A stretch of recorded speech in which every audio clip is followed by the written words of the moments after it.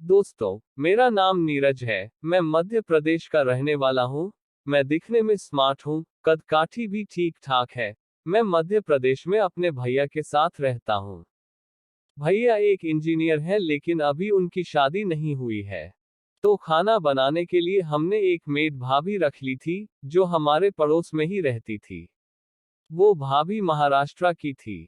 मराठी भाभी दिखने में एकदम अप्सरा जैसी थी। उसकी उम्र कोई 28 साल की थी। उसका पति दिल्ली में जॉब करता था और महीने में से एक बार ही उससे मिलने आ पाता था। वो जब मुश्किल चलती थी तो ऐसा लगता था कि पकड़ लूं। लेकिन मैं सोचता था कि अगर भैया को पता चल गया तो सब रायता फैल जाएगा। तो इसके लिए मैंने एक प्लान बनाया। जब वो दूसरे दिन खाना बनाने आई तो मैं सुबह उठकर तैयार हो चुका था और भैया उसके आने से पहले ही जॉब पर चले जाते थे, क्योंकि उनको ऑफिस में लंच मिलता था। अब मैं उसके आने से पहले तैयार रहने लगा और उसको कुकिंग में हेल्प करने लगा। वो भी मुझसे बातें करने लगी थी। धीरे धीरे हमारी अच्छी दोस्ती हो गई। मैं उससे इधर उधर की बातें करने लगा। मैंने उसकी फैमिली के बारे में जानना चाहा तो उसने बताया कि उसकी नई नई शादी हुई है और उसका पति सिर्फ पैसा कमाने के पीछे भागता है। धीरे धीरे मैं समझ गया कि यह भाभी भी बहुत दिनों से मैं उसके और भी करीब आने लगा। वो भी मुझसे काफी घुल मिल गई। कभी मैं उसके साथ थोड़ी मस्ती करता था, तब भी वो कुछ नहीं कहती थी। उसने भी मुझे पहचान लिया था। मेरी दिल की बात को वो अब समझने लगी थी। एक बार भैया को ऑफिस के काम से 1 महीने के लिए गुजरात के जामनगर शहर में जाना पड़ा तो मैं खुशी से झूम उठा, क्योंकि मुझे भाभी के साथ जब भैया जामनगर चले गए और मैंने प्लान बना लिया। एक दिन निर्मला भाभी सुबह खाना बनाने के लिए आ गई, तो मैंने उससे कहा अभी सिर्फ सुबह का ही खाना बनाओ और शाम को फिर से खाना बनाने के लिए आ जाना।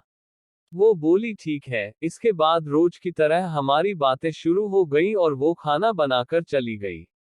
अब मैं पूरे दिन भर उसका इंतजार करता रहा, लेकिन शाम को वो देर से 10 बजे आई। मैंने पूछा इतनी देर क्यों कर दी? तो उसने कहा कि उसे कुछ काम था। मैंने बोला ठीक है। वो किचन में चली गई, मैं भी उसके पीछे पीछे चला गया।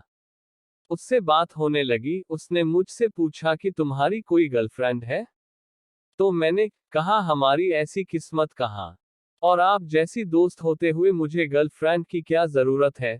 तो वो हंसने लगी और बोली मैं तुम्हारे उम्र की तो नहीं हूं, तो मैं तुम्हारी फ्रेंड कैसे हो गई? मैंने कहा आप मुझसे इतनी अच्छी बातें करती हैं, कुछ प्रॉब्लम हो तो सलाह भी ले लेती। तो आप मेरी फ्रेंड ही हुई ना? तो उसने बोला हाँ वो तो है। मैं हॉल में चला आया और टीवी ऑन करके देखने लगा। इसके 2 मिनट बाद उसने मुझे आवाज दी और फ्रीज से सब्जी निकालने को बोली। फ्रीज तो उसके पीछे ही था, फिर भी मैं गया और फ्रीज से सब्जी निकाली और उसके पीछे खड़ा रह के सिर्फ हाथ उसके आगे किया।